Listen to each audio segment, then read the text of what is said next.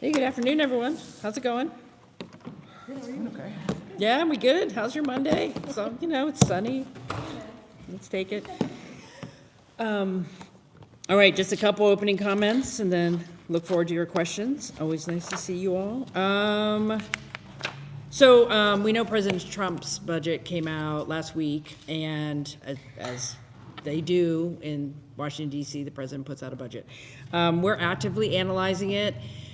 I think here's my message today.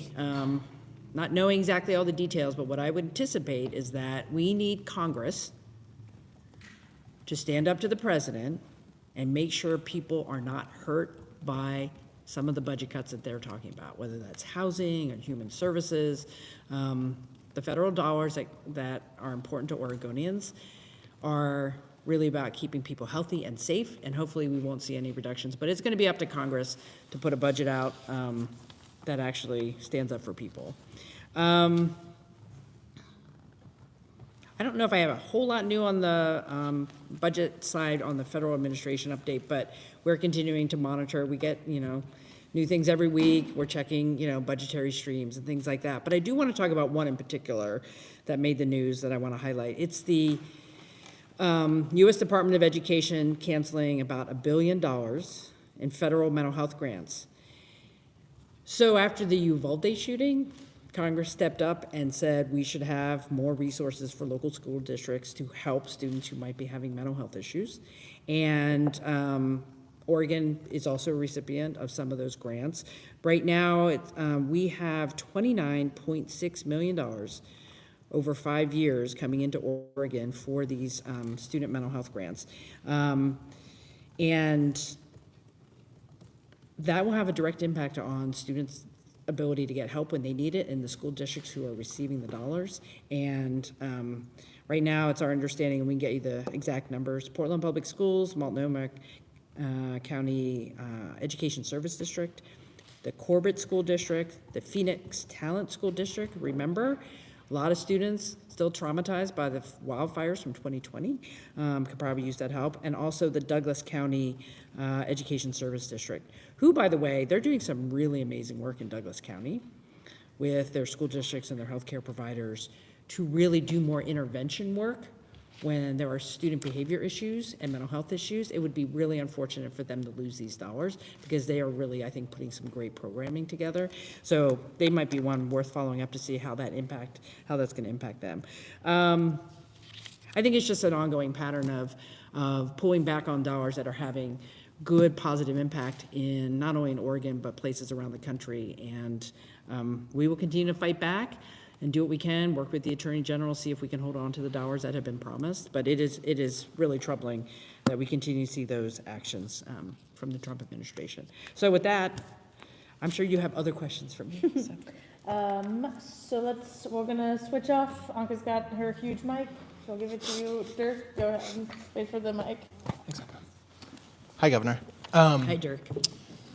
We are not seeing the Trump administration pull back on this call to cut costs as we saw with his budget. And I'm going to guess that if you analyze that and all that came to fruition, we would be in a pretty serious budgetary hole potentially.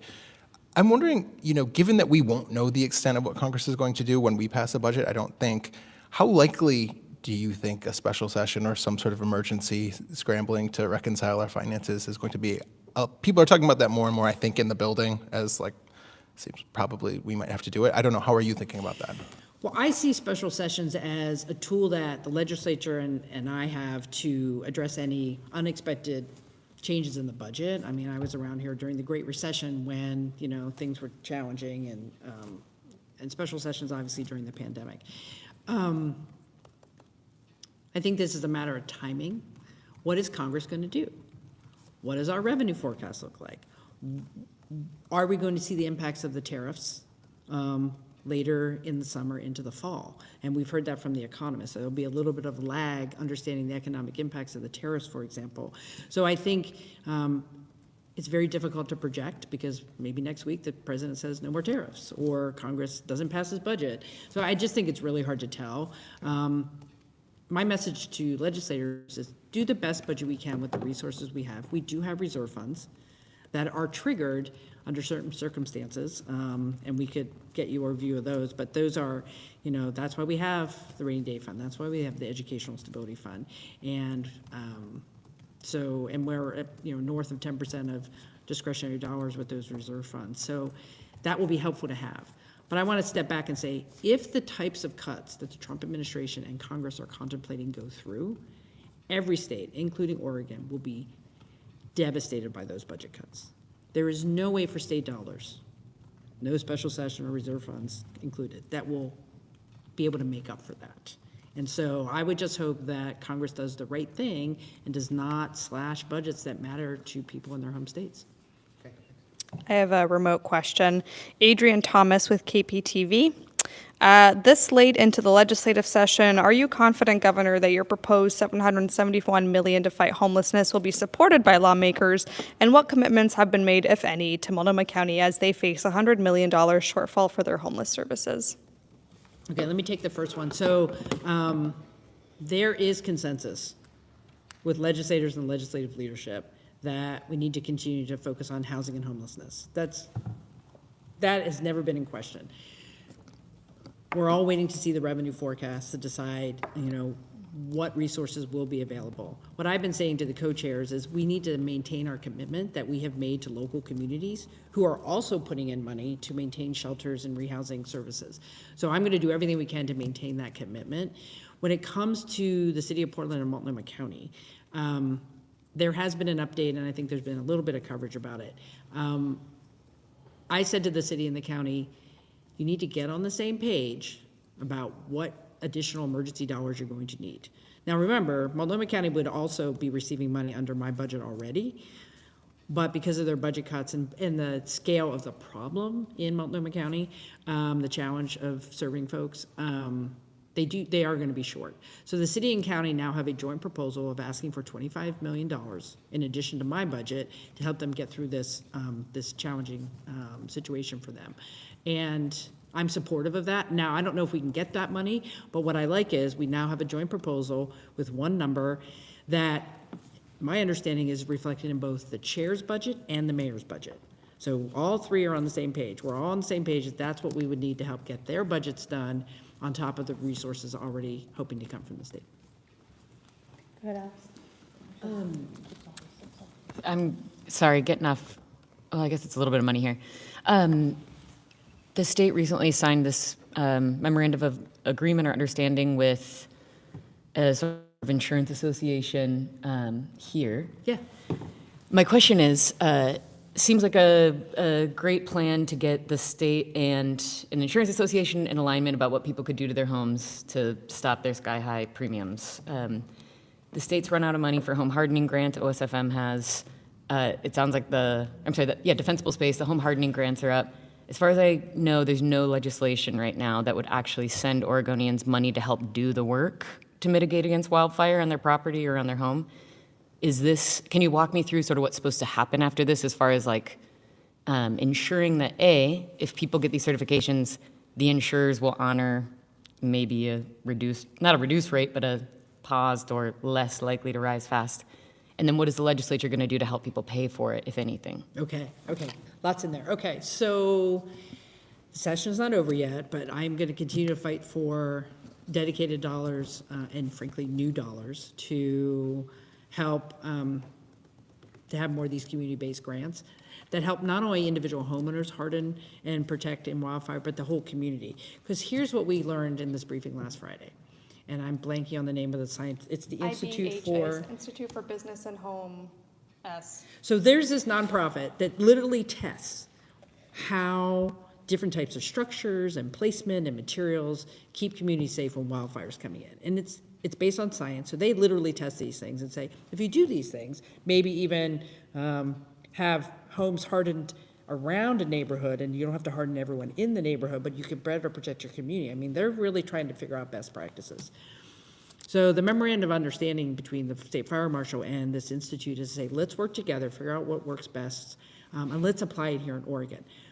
What I think is important for us is we continue to have insurance for our homeowners here, despite the wildfire risk. That is not true in other states. We've been a lot more proactive. Now, we also want the price to come down, but minimum, we need to have insurance for our homeowners, right? Even if the price ticks up. Now, first things first, can we get entire communities more protected? And maintain property insurance coverage, right? And then maybe get to the secondary question, so when individual property owners do some things, what does that mean for them when it comes to their insurance costs? That's kind of the secondary piece. Right now, it's broader community resilience and hardening and maintaining the ability to get property insurance in the state of Oregon. And this institute's going to help us do that. Just a little bit of preview. Later in June, they're going to do a demonstration here in Oregon, so you're going to be able to see some of this to show how if you're building right and doing certain things, you can protect properties and communities better. Is it just like in California, it's codified, insurers are required to put this into your calculus for your property insurance? Is there something coming down the pike for Oregon as far as if we do this, insurers will be required, they'll be regulated as far as putting that in? I think I would refer you over to DCBS for the specifics, but what I heard on Friday was we still have an insurance market here in Oregon. California is really struggling to maintain insurance coverage.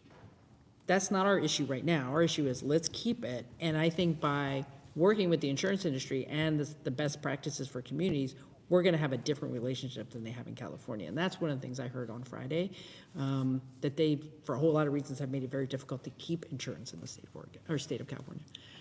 I have a question, Brad Ford from KEX Radio. Where does the transportation bill stand, and where do you want to see happen? Well, legislators are still working on their transportation package. I think that they had, like I said last week, they have a good framework. They're asking all the right questions. My priority still is making sure that the Oregon Department of Transportation has the resources they need to provide the safety and maintenance of our roads that we need. And any accountability structures that people want to put on, I am open to them, but we need an agency that can actually meet the needs of Oregon. Ooh, lots of hands. Ooh, hello.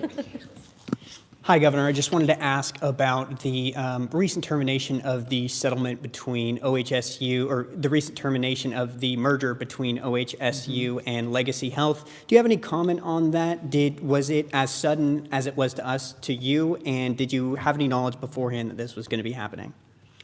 Well, I'll just answer the last question first and say I had some general awareness that they were looking at the terms of their agreement. That is separate from the merger conversation, and that is the process to approve the merger by Oregon Health Authority. I don't have anything to do with that, have not talked to the health authority about that. My understanding, it's a mutual agreement to separate, go their separate ways.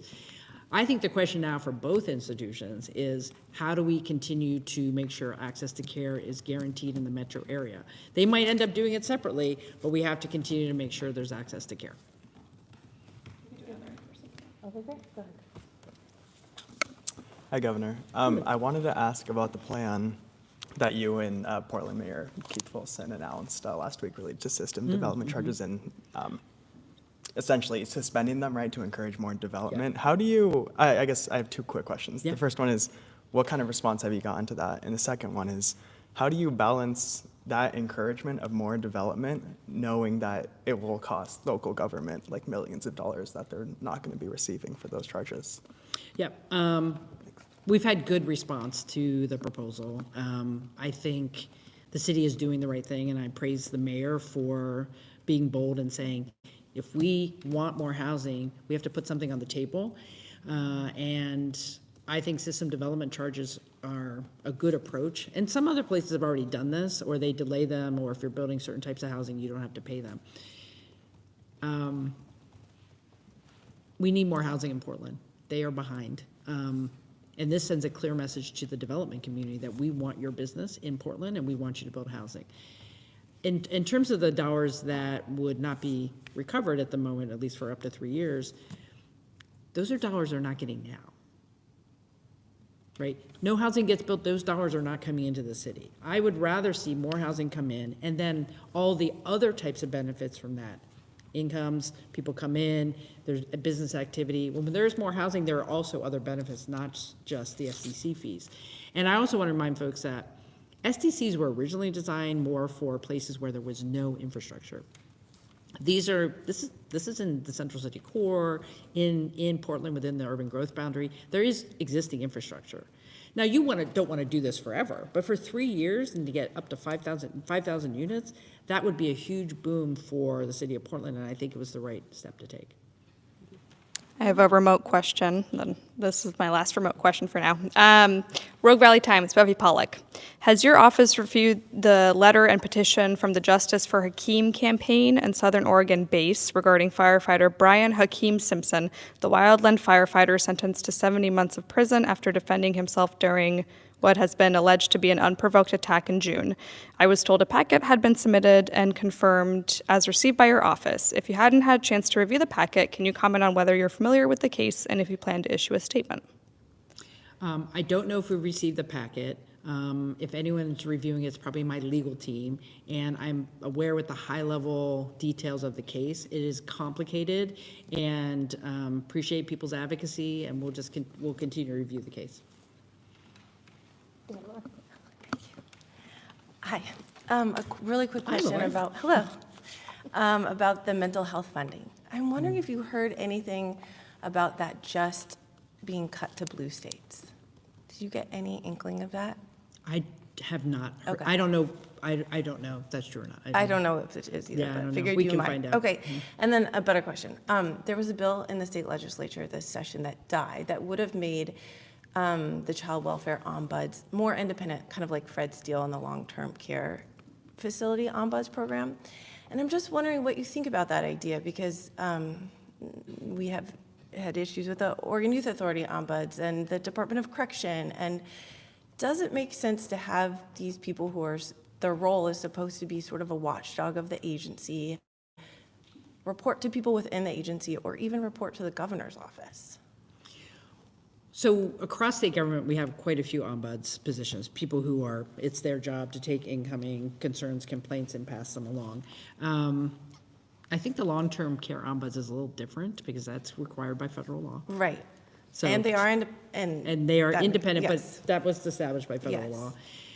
My question about ombuds is always, will they have the resources and the ability to function in the way they want? I don't personally believe that they have to be completely separate from the agencies that they're receiving information about. We have an ombuds, for example, the Oregon Health Authority, who works on behalf of Oregon Health Plan recipients. They receive information, they report it up the chain, it has impact. So I don't necessarily think they have to be separate from an agency. What I want to make sure is, are people using them? Do people know about them? And when they have information to share with leadership, are they being heard? And I don't have any reason to believe that that's not happening. But there were some issues with the Department of Correction ombuds who felt like being within the Department of Corrections and then reporting to your office was problematic. Well, that one's a little different, only because, so the Department of Correction Ombuds Office was established many, many years ago in statute. It was reinvigorated during the COVID pandemic, and I actually worked on that when I was speaker, and the position was placed in the governor's office primarily because that's where it's the best place for an office that will help the Department of Corrections do their job better. It is in my office. We have someone in the position now who's doing a great job. And they also work in coordination with the Inspector General, because there is a position also within DOC that's also about process improvement and responding to complaints. I think we should do all of that, but I don't think we have a problem with the ombuds in my office. That was more or less, people didn't know where to put it, and it came into the governor's office. Yeah, okay. It just seems sort of hard to me to be a watchdog when your boss, if you're trying to report on problems that might look politically bad for somebody that you are reporting to, that just seems like, inherently a difficult. Well, every state does it differently. I mean, I don't assume where your office sits is inherently a conflict. To me, it's about what process do you have? Is your information being used and utilized? And every state does it different. And you can even see across Oregon state government, it's different in every different agency. It's like, so maybe that's a bigger conversation we have with the legislature versus just one-offs here and there. Because it is like, might have to be an enterprise conversation at some point. Go ahead, Dick. Sorry, Dick. Oh, just fine. Making Anka run around. With the big one. Hi, Dick. Hi, Governor. You, Senator Wyden, and others are saying you don't appreciate what the Trump administration is doing. But what practical effect can you have? I mean, they're not fond of the West Coast states. You're Democratic politicians. Is this just spitting into the wind? Or is there something you can really do to force Congress or help Congress make what you think are the right decisions? Well, right now, I do think it's important to speak up, and I think you see that from Senator Wyden as well, and Senator Merkley and all the members of the congressional delegation. It's always important to stand up and say what's right and what's wrong, and if it's going to hurt people. The position for me is I'm going to stand up for the law that has been passed here in Oregon, whatever that issue is, right? So if our state law says a certain thing, I need to follow that, and we have to make it very clear to the Trump administration. It's like, I have to follow the law. This is about states' rights. This is about, Oregonians having their own laws. And I think we are doing things in a way that will lift up our state, and I'm going to keep telling people that. Anastasia. Hi, Governor. I was just wondering, what's your response to the 30-day plan released by the Oregon State Hospital? And what further, long-term steps are you planning to take to ensure that some of those problems, like staffing issues, lack of clarity on protocols, that they're addressed over time? Thank you. I think the interim director there, Mr. Baden, is on the right track. I think his preliminary 30-day plan is focused on the immediate safety and health needs of the folks who are there, and that is good. But I will be asking him, well, what's next after that? And I think you raise a really good issue around staffing. We want to make the Oregon State Hospital a place where people who work there can feel supported and do the best job possible. We have way too much overtime. People need to have more consistent, regular scheduling. I do think we can be an employer of choice if we work on some of those things. So there are some broader, longer issues to making sure the state hospital is a place where we can retain and recruit the best folks to work there, because I do think we are understaffed, and that is, I think, contributing to some of the issues there. One more. There's like 6 or 8 bills right now that are related to electric utilities. I've never seen more utility lobbyists going around trying to get lawmakers, your resource advisors, everybody to. There seems to be a lot of conflicts around rates and liability and where that falls. The Northwest Power and Conservation Council say major driver of near-term transmission growth demand is data centers. When the dust settles and this session is over, what can Oregonians expect about painful electric rates that have gone 50% in the last 5 years? The continued assertion that data centers are driving a lot of the near-term investment that's driving costs up faster, right? If this was 20 years out and we were just talking about buildings and cars, it would be different.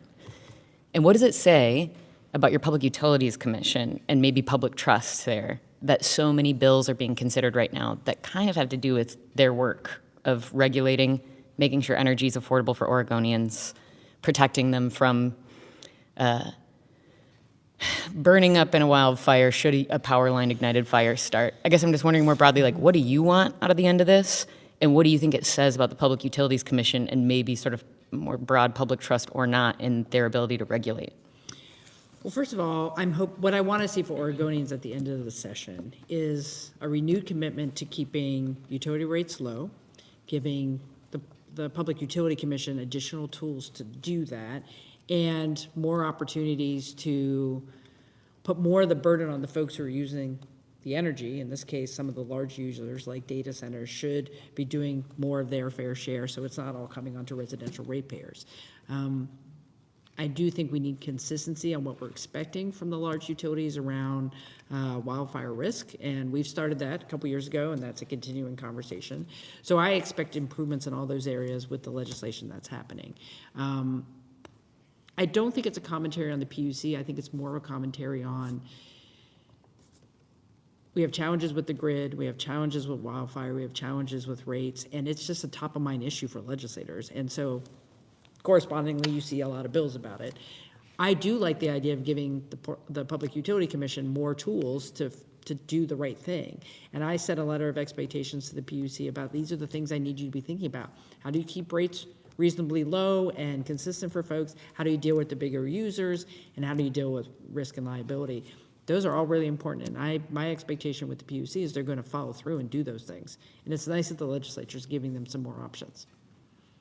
My name is Mrs. Broke. We've got time for one more. Yeah. Or not. Okay. All right. Thanks, everybody. Thanks, everybody. Thank you.